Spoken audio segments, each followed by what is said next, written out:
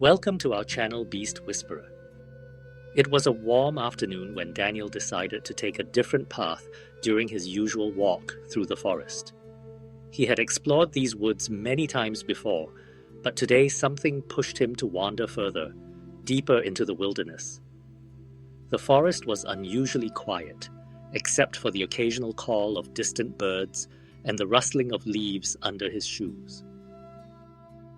As Daniel walked, he felt a strange tension in the air. It wasn't fear exactly, but an unexplainable heaviness, as if something was waiting to be discovered. He slowed his steps, scanning the trees and listening carefully. That's when he heard it, a faint clinking sound, metallic and out of place in the middle of the nature. Curious, Daniel followed the sound. Each step made the noise clearer, a sharp rattle of chains mixed with a low, guttural growl. His heart began to beat faster. Chains? Here in the forest? That didn't make sense. Finally, he stepped into a small clearing, and what he saw made him freeze in disbelief. There, right in front of him, was a full-grown lion. The magnificent animal, with a golden mane shining in the sunlight, was chained to a thick metal stake driven deep into the ground. The sight was shocking. Lions were not supposed to be here. They were creatures of the wild savanna, not forests, and certainly not bound by chains like prisoners. Daniel stood still, trying to process what he was seeing.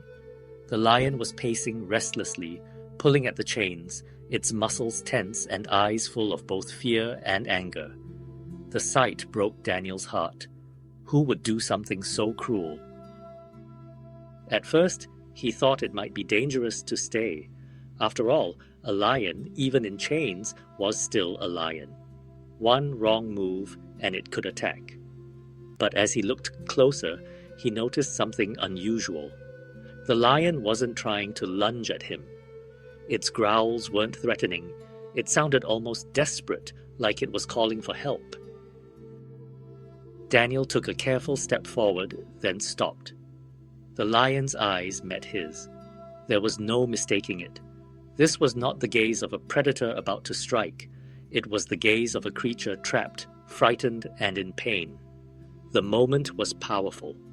A silent connection formed between man and beast. But then Daniel noticed something even more disturbing. The chains weren't the only problem. Wrapped tightly around the lion's front leg was a crude metal clamp. The skin underneath was torn, raw, and bleeding. The animal had clearly been struggling for days, maybe weeks. Each time it tried to pull free, the metal cut deeper. Daniel felt anger rising in his chest. Someone had done this intentionally. Someone had chained a lion in the middle of the forest, leaving it to suffer. But why? Was it a cruel trap set by poachers? Or maybe an illegal attempt to transport wild animals?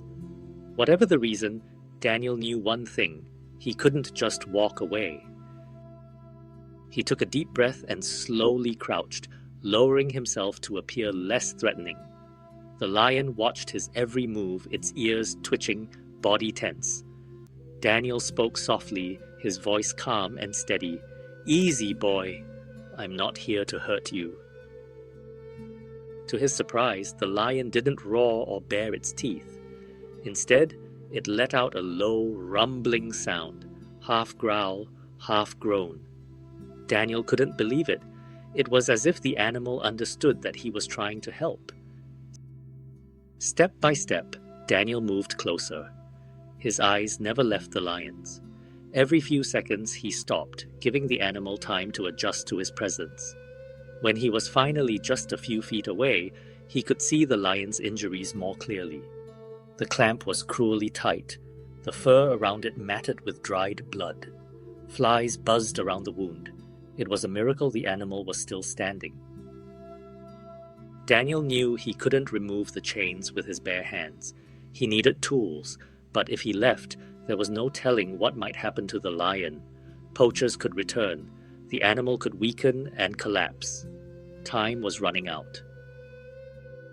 As he hesitated, he noticed something strange. Near the base of the chain was a rusty toolbox, half buried in the dirt. It looked like whoever chained the lion had left it behind. Daniel's pulse quickened. Could it be that simple? He rushed to the box, opened it, and found an old set of pliers and a heavy wrench inside. This was his chance. With trembling hands, Daniel picked up the tools and approached the lion again. The animal flinched as the metal glinted in the light, but Daniel kept his voice calm, speaking soothingly as if talking to a scared child. "It's okay. I'm here. Just hold on." The first task was loosening the stake in the ground. Daniel used the wrench, twisting and pulling with all his strength. The metal was rusted, but after several exhausting minutes, it finally gave way. The chains slackened, and for the first time, the lion could move more freely. But the hardest part was still ahead. Removing the clamp from its leg. Daniel knelt beside the animal, close enough to feel the heat of its breath. The lion's massive paw was inches from his arm. One swipe could end it all, but Daniel pushed the thought aside. He carefully positioned the pliers and tried to pry open the clamp. The metal resisted biting deeper into the lion's flesh. The animal roared in pain, a sound so loud it shook the trees. Daniel's body froze, but he didn't back away. Instead, he whispered, "Just a little longer, please." Summoning every ounce of strength, Daniel twisted the pliers with all his might. Suddenly, the clamp snapped open. The lion jerked its leg back, stumbling slightly, then let out a deep, guttural sound, not of anger, but of relief. Daniel dropped the pliers, his hands shaking. He had done it. The lion was free. But then something truly shocking happened. Instead of running away, the lion turned toward Daniel. For a moment, he feared the worst. But the animal didn't attack. It simply stood there, staring at him. Its eyes softened, the tension in its body easing. Then, in a gesture Daniel would never forget, the lion lowered its massive head, as if bowing in gratitude. Tears welled up in Daniel's eyes. He had never felt anything so powerful. Here was one of the world's most feared predators, showing trust and respect to a human who had saved its life. The lion lingered for a moment, then slowly turned and walked into the forest. With each step, its strength seemed to return. Soon, it disappeared into the shadows of the trees, leaving Daniel alone in the clearing, breathless and overwhelmed. He sat on the ground, staring at the broken chains beside him. He knew this was not just a rescue, it was a reminder that even the most powerful creatures can suffer, and that sometimes all it takes is one act of courage to change everything. When Daniel finally made his way out of the forest, he couldn't stop thinking about what had happened. He knew he had witnessed something extraordinary, something few people would ever believe. But for him, the memory of that lion's eyes, filled with both pain and gratitude, would stay with him forever. And so, the story of a man who found a chained lion in the middle of the forest became more than just an encounter. It became a lesson in compassion, courage, and the deep connection between humans and animals. If you enjoyed this story and want to hear more amazing animal tales like this, don't forget to subscribe to Beast Whisperer. Your support helps us bring more real stories from the wild to you.